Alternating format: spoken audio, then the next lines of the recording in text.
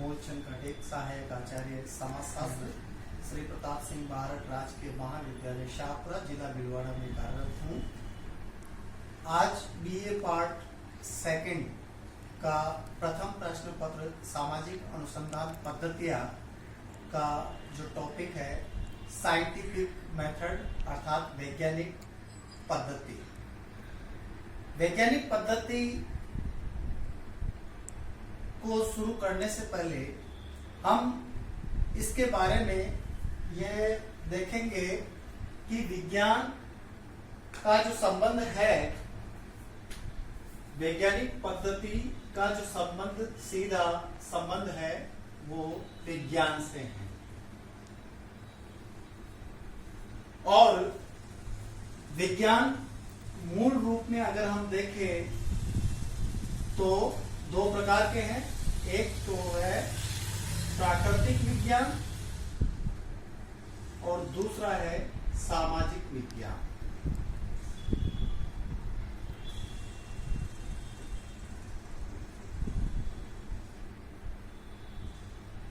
प्राकृतिक विज्ञान में जो है मूर्त घटनाओं का अध्ययन किया जाता है। वे पदार्थ, मॉलिक्यूल या नक्षत्र, ग्रह, तारे, इनका अध्ययन करते हैं। ऐसे विज्ञान में हम भौतिक शास्त्र, रसायन शास्त्र और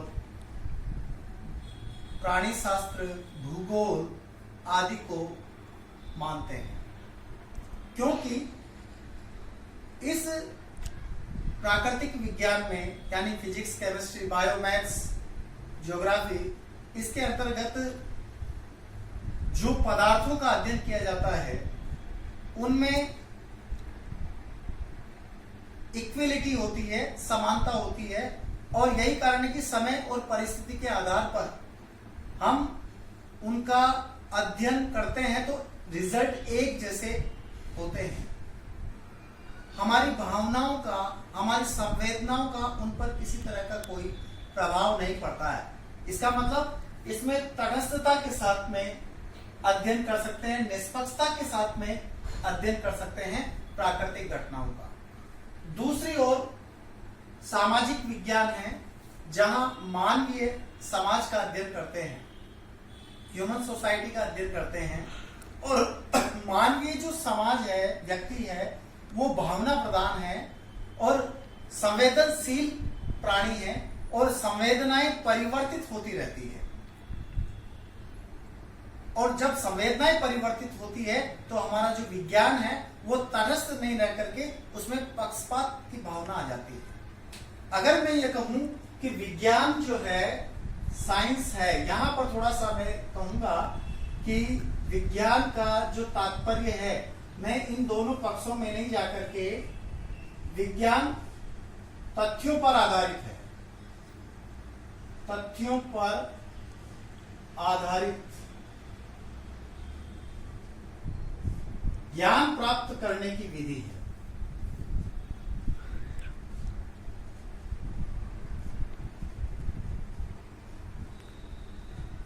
यानी जब हम साइंस की बात कर रहे हैं तो तथ्य महत्वपूर्ण हैं। तथ्य वो प्राकृतिक भी हो सकते हैं और सामाजिक भी है। इसलिए महत्वपूर्ण है कि हमारे पास में साइंस में केवल मात्र फैक्ट पर ध्यान दिया जाता है। कुछ लोग कहते हैं कि जैसा कि प्राकृतिक विज्ञान में मानते हैं कि इसमें पदार्थों का ही अध्ययन होना चाहिए, लेकिन कुछ विद्वानों के नाम आते हैं, जिसमें अगर हम बात करूं, मैं Stuart Chase, STUART, Stuart Chase, the proper study of mankind लिखी है इन्होंने, the proper study of mankind पुस्तक लिखी, जिसमें यह लिखा कि विज्ञान का संबंध उसकी पद्धति से है, न कि उसकी विषय वस्तु से। यानी पद्धति, मेथड से भी, जहां की यह प्राकृतिक वैज्ञानिक विषय वस्तु को महत्व दे रहा है, वहीं स्टुअर्ट चेस का मानना है कि विज्ञान का संबंध उसकी पद्धति से है, न कि उसकी विषय वस्तु से। और A.W. ग्रीन की बात करूं मैं, इन्होंने सोशियोलॉजी पुस्तक लिखी थी, सोशियोलॉजी। विज्ञान का जो संबंध है, उन्होंने ये कहा कि तथ्यों की खोज करने वाले तरीकों से है। यानी आप तथ्यों की जो खोज करोगे वो कैसे करोगे, वो साइंस बताता है। कार्ल पियर्सन की यदि मैं बात करूं, कार्ल पियर्सन, आपने द ग्रामर ऑफ साइंस पुस्तक लिखी, द ग्रामर ऑफ साइंस। इसके अंदर कार्ल पियर्सन ने कहा कि सभी विज्ञानों की एकता उसकी पद्धति में है, न कि उसकी विषय वस्तु में। यानी यहां पर भी पद्धति को महत्व दिया है। दूसरे स्थान पर यह लिखा है कि सत्य के लिए कोई संक्षिप्त मार्ग नहीं है। विश्व का ज्ञान प्राप्त करने के लिए वैज्ञानिक पद्धति के द्वार से गुजरना पड़ेगा। यानी हमें सही और सटीक तरीके से अध्ययन करना है तो साइंटिफिक मेथड को ध्यान में रखना पड़ेगा। बिसंज एंड बिसंज की बात करूं मैं, PISANZ, बिसंज एंड बिसंज,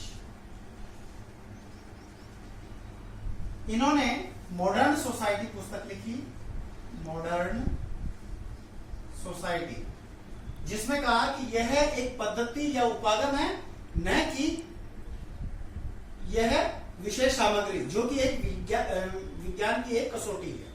यहां पद्धति और उपागम दोनों को माना है, विशेष सामग्री को नहीं माना है, बिसंज एंड बिसंज ने। लुंडबर्ग ने कहा, लुंडबर्ग, आपने सोशल रिसर्च पुस्तक लिखी है, इनका यह मानना है कि विज्ञान को विषय वस्तु के रूप में परिभाषित करना भ्रम पैदा करता है। यानी आप विषय वस्तु के रूप में नहीं परिभाषित कर सकते, यदि ऐसा करेंगे तो भ्रम पैदा हो जाएगा, यह लुंडबर्ग कहता है। और PH लैंडिस, लैंडिस, आपने भी सोशियोलॉजी पुस्तक लिखी है, इन्होंने कहा कि विज्ञान विज्ञान ही है, चाहे वो भौतिक शास्त्र में हो या समाज शास्त्र में, यानी कि साइंस साइंस है। और LL बर्नार्ड की जो बात, महत्वपूर्ण बात आती है, LL Bernard, fits, FIELDS, fits and methods of sociology. इसमें विज्ञान को परिभाषित करने के लिए 6 प्रमुख बात बताई, जिसमें पहला है, एक तो परीक्षा, सत्यापन, परिभाषा, वर्गीकरण, संगठन और अभिविन्यास।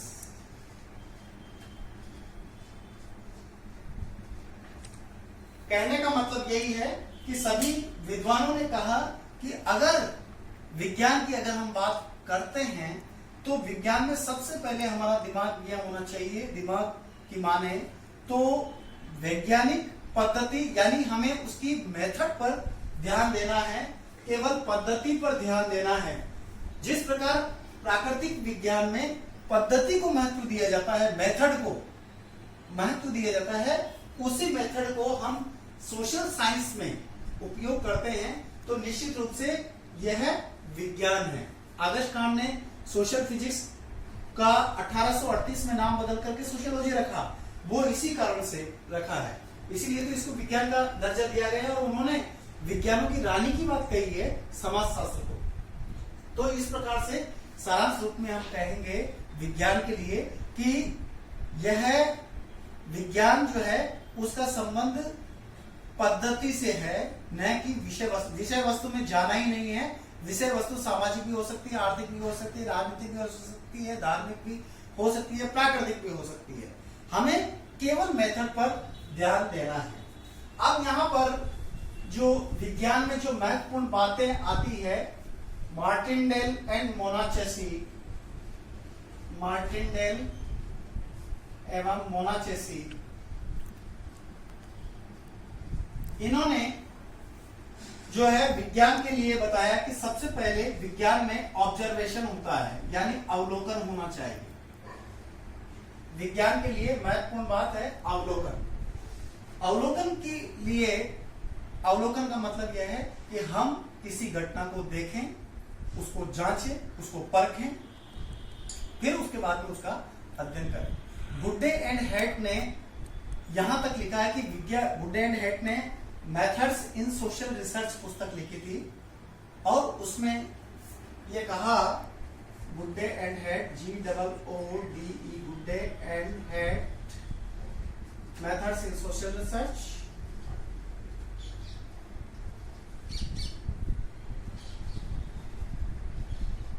इस पुस्तक में कहा कि विज्ञान अवलोकन से प्रारंभ होता है और उसकी पुष्टि के लिए अंततः अवलोकन पर ही लौट आना पड़ता है। यानी हमें विज्ञान का प्रारंभ ही इससे करना है और वापस जब हम आते हैं तो उस पर ऑब्जर्वेशन पर ही निपटना पड़ता है। कहने का मतलब गुड्डे एंड हैट ने ऑब्जर्वेशन को काफी महत्व दिया है। PVM, जिन्होंने scientific social surveys and research पुस्तक लिखी, उसमें कहा कानों तथा वाणी की अपेक्षा नेत्रों के प्रयोग की अधिक स्वतंत्रता होती है। कानों से सुनी हुई बात झूठी हो सकती है, परंतु जो आंखों देखी बात झूठी कभी नहीं हो सकती है। इसलिए PVM जो है, उन्होंने PVM scientific social survey and research, scientific social surveys and research, इसमें अवलोकन का महत्व बताया। दूसरा जो है इसमें आता है सत्यापन तथा वर्गीकरण।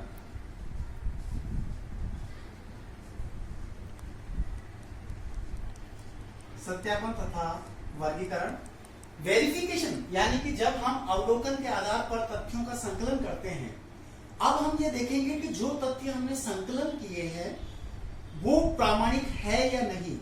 उसकी प्रामाणिकता करने के लिए हमें वेरिफिकेशन करना पड़ेगा, उसका सत्यापन करना पड़ेगा, उसकी जांच करनी पड़ेगी, पुनः दोबारा जांच होगी, वो वेरिफिकेशन कहलाएगा। यानी कि अगर परिस्थितियां एक जैसी रहे तो क्या रिजल्ट भी एक जैसे आएगा? ऐसा अगर हम करते हैं तो ये वेरिफिकेशन होगा। दोबारा हम ऐसा करेंगे तो हमें रिजल्ट अगर वही प्राप्त होता है, इसका मतलब हमारा वेरिफिकेशन सही है।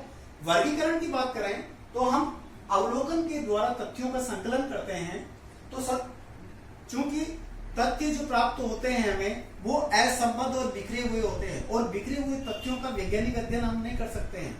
वैज्ञानिक अध्ययन करने के लिए उन्हें समान विशेषताओं के आधार पर वर्गीकरण करना पड़ेगा। तो विज्ञान की एक बात यहाँ वर्गीकरण की भी आती है, जहां जो तथ्य हमें प्राप्त हुए हैं उन तथ्यों को समान विशेषताओं के आधार पर वर्गीकरण करना पड़ेगा। तीसरी बात अगर हम कहें सामान्यीकरण, जनरलाइजेशन। सामान्यीकरण का मतलब यह है कि जो रिजल्ट एक स्थान पर आ रहे हैं, अगर वही परिस्थिति दूसरी जगह रही तो रिजल्ट भी वैसे ही आने चाहिए। उसको हम कहेंगे जनरलाइजेशन। जैसे मैं ये कहूं कि H2O, हाइड्रोजन के 2 अणु और ऑक्सीजन का 1 अणु मिलकर पानी बनता है।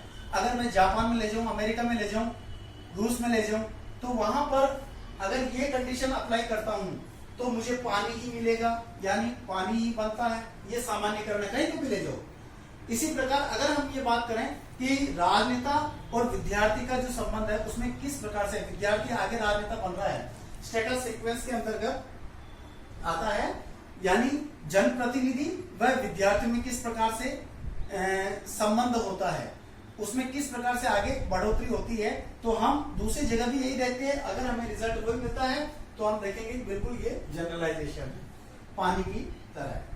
चौथी अगर हम बात करें भविष्यवाणी, हमारे पास में आंकड़ों का संकलन हो गया, उनकी वेरिफिकेशन हो गया, वर्गीकरण हो गया, और कार्य कारण संबंधों के आधार पर हमने देख भी लिया कि इसके आधार पर यह होगा। उसके पश्चात हम जो है भविष्यवाणी कर सकते हैं। हमारे पास तथ्यों का अवलोकन हो गया, सत्यापन हो गया, सामान्यीकरण हो गया। भविष्य विज्ञान में भविष्यवाणी करने की क्षमता होती है।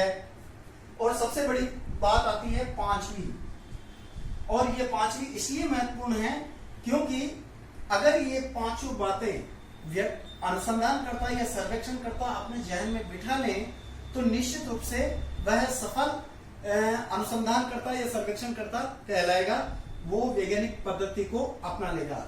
ये पांचवी बात आती है वैज्ञानिक प्रवृत्ति।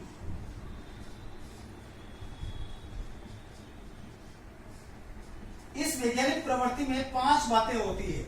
सबसे पहला कि एक अनुसंधानकर्ता को कठोर परिश्रमी होना चाहिए, कठोर परिश्रम करना पड़ेगा, उसको मेहनत करनी पड़ेगी, कठोर परिश्रम करना पड़ेगा।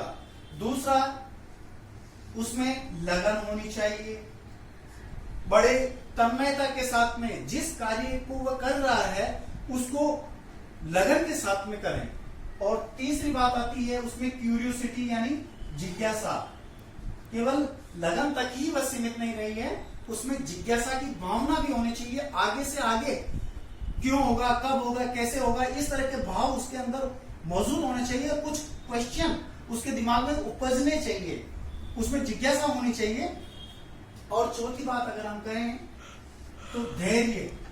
आज की नवयुग पीढ़ी में इस चीज का जो है अभाव देखने को मिलता है। नौसिखिए विद्यार्थी गलती कर बैठते हैं इसके अभाव में, इसलिए वो तो हथेली में सरसों उगाना चाह रहे हैं कि तुरंत मैंने ये वर्क किया है, ये कर्म किया तो मुझे फल तुरंत मिल जाए।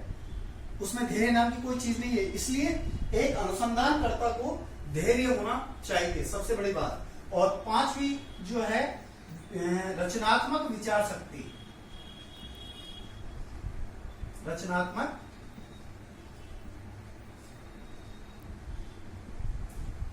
आपकी जो माइंड है, आपकी जो बुद्धि है, आप में ऐसी दिमाग में ऐसे विचार आने चाहिए, आप में ऐसी शक्ति होनी चाहिए कि घटनाओं का अर्थ लगा सके तो भाई आगे क्या है, इसमें क्या होगा, इसमें क्या होगा। ये 5 बातें इसके अंदर समाहित हो गई तो निश्चित रूप से आप एक सफल अनुसंधानकर्ता, सर्वेक्षणकर्ता बन जाएंगे। आपने विज्ञान का पूर्ण रूप से सहारा लिया है। तो इस प्रकार ये विज्ञान की बातें इसमें आती है। चूंकि वैज्ञानिक पद्धति में विज्ञान ही अपने आप में महत्वपूर्ण होता है। अब यहां पर हम वैज्ञानिक पद्धति की बात करते हैं।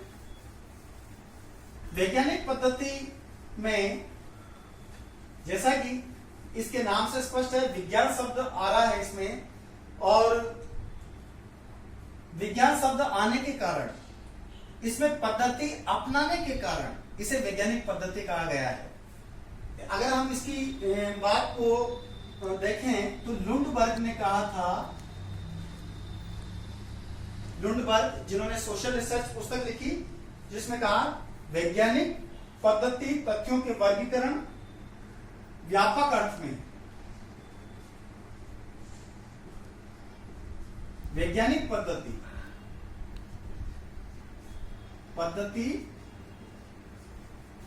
जो है तथ्यों के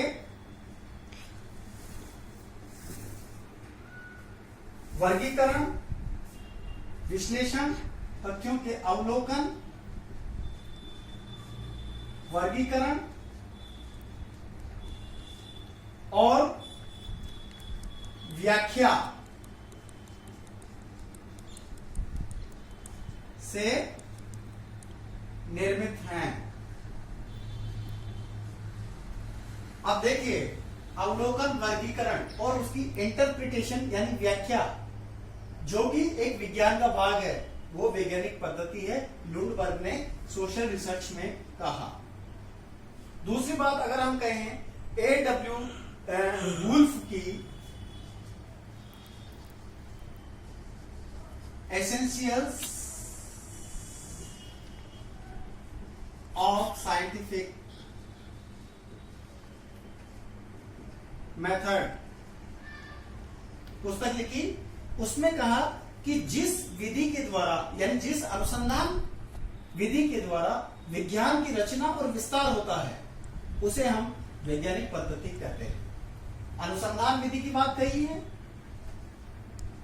अनुसंधान विधि और विज्ञान की रचना और विस्तार की रचना व विस्तार यदि होता है तो वो वैज्ञानिक पद्धति है। तो कहने का मतलब है यह अपने आप में एक विज्ञान है, केवल मेथड है, एक तरीका है कि किस प्रकार से वैज्ञानिक बने कोई भी सामाजिक घटना। अब हम सामाजिक घटना के लिए अध्ययन करने के लिए सबसे पहले वैज्ञानिक पद्धति की कुछ महत्वपूर्ण बातें निहित होती है, वो अगर हम बात करें तो सबसे पहले वैज्ञानिक पद्धति की बात आती है ज्ञान का आधार। वैज्ञानिक है, ज्ञान का आधार वैज्ञानिक पद्धति है। इसका मतलब यही होगा कि देखिए इसमें मूर्त और अमूर्त घटनाओं का अध्ययन किया जाता है और सामाजिक घटनाओं का, चाहे सामाजिक घटनाएं कोई भी हो, उन घटनाओं का अवलोकन, अनुसूची, प्रश्नावली, साक्षात्कार, वैयक्तिक अध्ययन पद्धति, समाज नीति आदि पद्धतियों के आधार पर निष्पक्षता पूर्वक, तटस्थता पूर्वक अध्ययन करता है। इसीलिए ज्ञान का आधार वैज्ञानिक पद्धति है। वैज्ञानिक है या पद्धति है, पहली बात यह आती है वैज्ञानिक पद्धति की। दूसरी बात अगर हम कहें तो इसमें अवलोकन द्वारा, जैसे ऑब्जर्वेशन शब्द आया है, अवलोकन द्वारा तथ्यों का वर्गीकरण व विश्लेषण होता है। अब चूंकि ऑब्जर्वेशन की बात आ रही है, वैज्ञानिक पद्धति के अंतर्गत हमें सामाजिक घटनाओं का अध्ययन करना है, तो सबसे पहले जो तथ्यों हमें प्राप्त किए, तथ्यों अवलोकन के आधार पर तथ्य संकलित किए हैं, उन जैसे असंबद्ध और बिखरे हुए आंकड़े हैं, हमारे पास तथ्य है, तो वैज्ञानिक अध्ययन उससे नहीं हो पाएगा। अगर हमें वैज्ञानिक अध्ययन सही ढंग से करना है तो उनका वर्गीकरण, समान विशेषताओं के आधार पर उनका वर्गीकरण किया जाएगा और उसके बाद में कार्य कारण संबंधों की स्थापना के लिए विश्लेषण किया जाएगा। इसलिए ये दो तत्व, वर्गीकरण एवं विश्लेषण की बात इसमें होती है वैज्ञानिक पद्धति में। तीसरी बात अगर हम कहें तो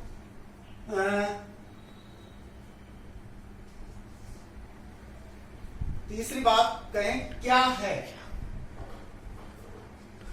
क्या है का अध्ययन होता है। आपके सामने जो घटनाएं घटित हुई है, चाहे वो अच्छी हो, चाहे बुरी हो, चाहे सही हो, चाहे गलत हो, उस घटना का आपके अंदर के जो भाव है वो नहीं लगाने। आपको तो जो घटना घटित हुई है उस घटना का उसी रूप में अध्ययन हुई। अगर मैं ये कहूं कि दहेज प्रथा, अब दहेज प्रथा अच्छी है या बुरी है, सही है या गलत है, इसके बारे में आपको राय नहीं देनी है। आपको तो जो घटना हुई है उसका उसी रूप में, दहेज के बारे में उसी रूप में आपको अध्ययन करना है। तभी हम कहेंगे कि ये तटस्थता पूर्वक अध्ययन है, यानी क्या है का अध्ययन करना है। ऐसा नहीं कि क्या होना चाहिए, तो नहीं ये दहेज तो गलत बात है, आपकी भावनाएं इसमें सम्मिलित नहीं हो सकती है। बाल विवाह के साथ अच्छी बात नहीं है, लेकिन घटनाएं घटित हो रही है। अब अच्छा और बुरा, सही और गलत का अर्थ इसमें नहीं होना चाहिए। इसमें जो घटनाएं जैसी है वैसी ही उसका अध्ययन होगा। चौथी बात अगर हम कहें तो इसमें कार्य कारण संबंधों की स्थापना होती है। कार्य कारण, देखिए कोई भी घटना जो है ईश्वरीय देन नहीं होती है, उसके पीछे कोई न कोई कारण होता है।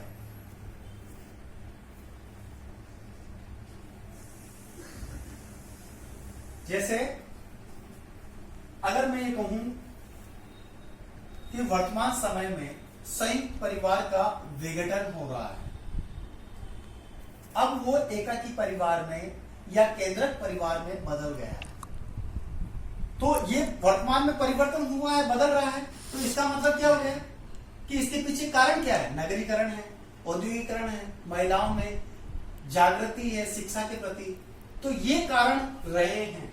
अगर कहें साहब बाल अपराध है साहब, तो बाल अपराध क्यों हो रहे, कारण क्या है, हम तथ्यों के आधार पर अवलोकन करेंगे, उसको देखेंगे और उसके बाद देखेंगे कि नगरीकरण क्या इसके लिए उत्तरदायी है, अशिक्षा इसके लिए उत्तरदायी है, यानी हम इसके आधार पर कारण को देख सकते हैं, कार्य और कारण संबंध इसमें पाया जाता है। और इसके बाद देखेंगे सिद्धांतों की स्थापना, वैज्ञानिक पद्धति में सिद्धांतों की स्थापना की जाती है।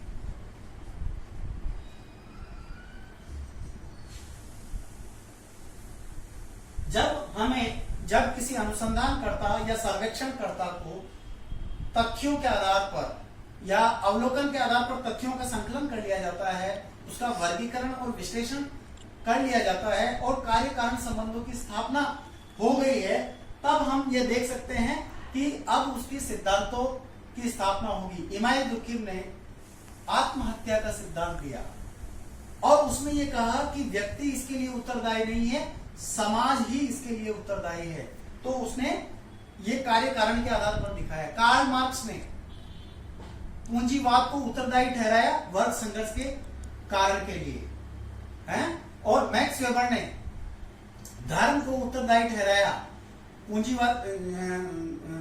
पूंजीवाद के लिए।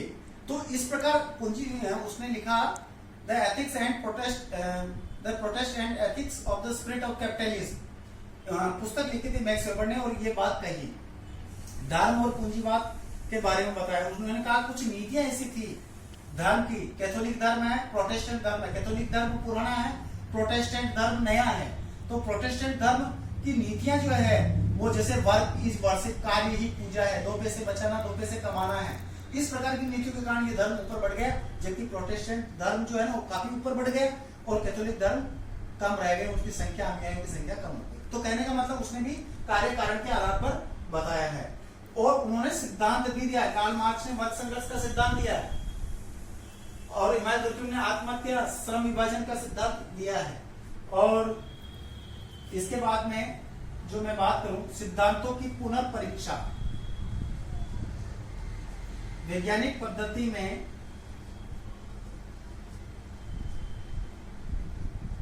सिद्धांतों की पुनर्परीक्षा होती है, यानी अगर आपने कोई सिद्धांत दे दिया है तो वो सिद्धांत भविष्य में समय काल परिस्थिति के आधार पर बदल जाएगा। पहले सती प्रथा लागू थी लेकिन 1829 में इसको अवैध घोषित कर दिया गया। लॉर्ड विलियम बेंटिक के द्वारा राजा राम मोहन राय ने प्रबल आवाज उठाई थी और इसको बंद कर दिया गया। जब सिद्धांत की बात आती प्राकृतिक विज्ञान में, अगर हम कहें कि पहले ये कहा जाता था कि पदार्थ की सबसे छोटी से छोटी इकाई अणु है, फिर बाद में रिसर्च हुआ कि नहीं अणु नहीं है, पदार्थ की सबसे छोटी से छोटी इकाई परमाणु है, रिसर्च के बाद में आया। अब और आ रहा है कि नहीं परमाणु का और विखंडन किया जा सकता है। ठीक उसी प्रकार से सामाजिक सिद्धांतों में भी परिवर्तन होता है। जैसे कार्ल मार्क्स ने केवल मात्र आर्थिक सिद्धांत दिया इनमें परिवर्तन के लिए, पूंजीवाद और क्लास स्ट्रगल के लिए या समाज में परिवर्तन के लिए केवल इकोनॉमिक फैक्टर महत्वपूर्ण है, ये बात उन्होंने कही। लेकिन मैक्स वेबर ने कहा कि नहीं ये गलत है, आर्थिक कारक है लेकिन इसमें सामाजिक सांस्कृतिक राजनीतिक धार्मिक कारक का भी महत्वपूर्ण योगदान होता है।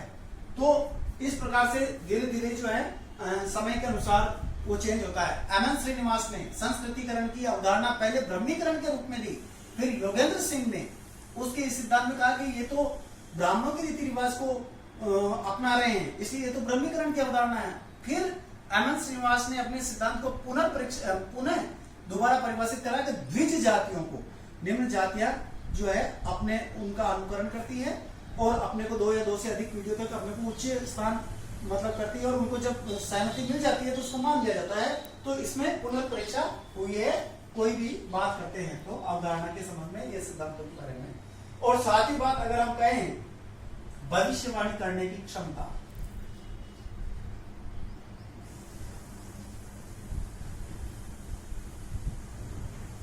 भविष्यवाणी करने की क्षमता।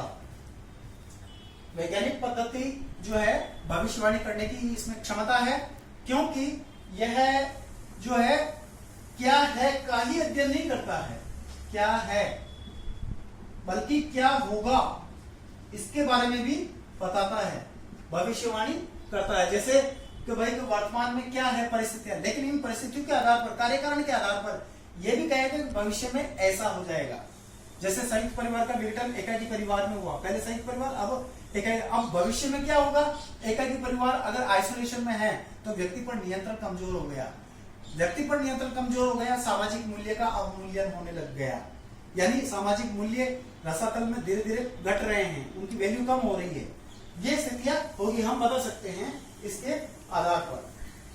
तो ये वैज्ञानिक पद्धति के कुछ नियम, सारांश रूप में हम कह सकते हैं कि वैज्ञानिक पद्धति एक ऐसी पद्धति है जिसमें सामाजिक घटनाओं का वैज्ञानिक रूप से अध्ययन करने के लिए निष्पक्षता पूर्वक, तटस्थता पूर्वक अध्ययन करना होगा। एक अनुसंधानकर्ता को जो है वो निष्पक्षता पूर्वक अध्ययन करेगा, उसे ही हम वैज्ञानिक पद्धति कहेंगे।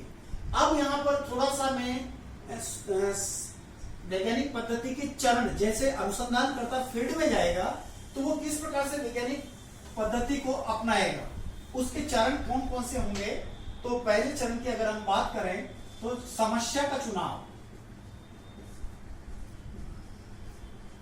सबसे पहले अनुसंधानकर्ता या अध्ययनकर्ता फील्ड में जाएगा और फील्ड में जाने पर सबसे पहले समस्या कौन सी, उसका चयन करना पड़ेगा कि किस फील्ड में कौन सी समस्या है।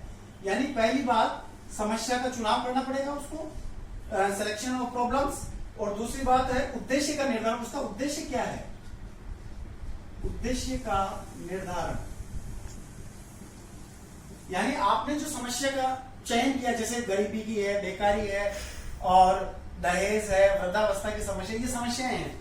आपने किसी एक समस्या का चयन कर लिया, अब उस समस्या का चयन तो कर लिया, लेकिन उसका उद्देश्य क्या है, उसका निर्धारण करना पड़ेगा कि मैं जो इस समस्या का जो अध्ययन कर रहा हूं उसका निर्धारण ये है, यानी इसका उद्देश्य ये है, मेरा उद्देश्य समाज में इस समस्या को हल करने में है या उससे संबंधित आंकड़े प्रस्तुत करने में है।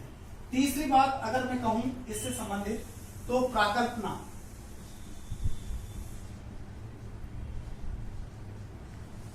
का निर्माण। प्राकल्पना का मतलब होता है उपकल्पना, उपकल्पना का मतलब होता है पूर्व चिंतन।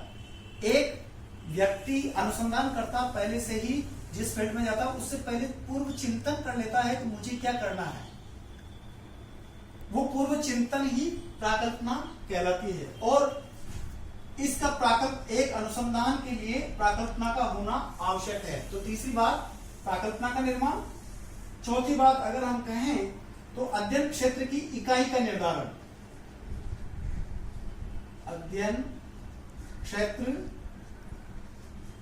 की इकाइयों का निर्धारण, इकाइयों का निर्धारण। अध्ययन क्षेत्र की इकाई जो है उसका निर्धारण किया जाएगा। और पांचवी जो अगर हम बात करें उपकरण, अब यहाँ उपकरण के अंदर क्या है, अवलोकन, अनुसूची, साक्षात्कार, प्रश्नावली, ये ही इसके उपकरण होते हैं वैज्ञानिक पद्धति के चरण के रूप में।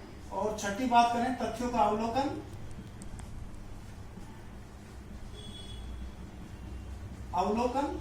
सातवीं बात करें तथ्यों का वर्गीकरण, ये बता दिया मैंने आपको, और वर्गीकरण या विश्लेषण। और आठवां है सामान्यीकरण, जनरलाइजेशन जिसको हम बोलते हैं, एक ही विशेषता के आधार पर। और लास्ट में भविष्य वाणी इसमें सम्मिलित होती है।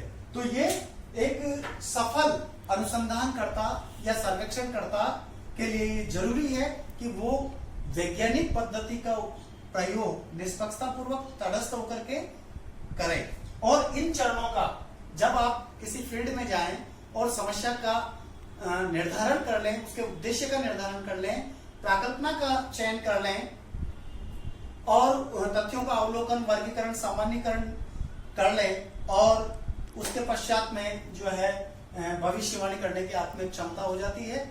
सिद्धांतों की भी स्थापना हो जाती है। इसमें सिद्धांत भी सार्वभौमिक होते हैं। आज तक बस इतना ही। बहुत बहुत धन्यवाद।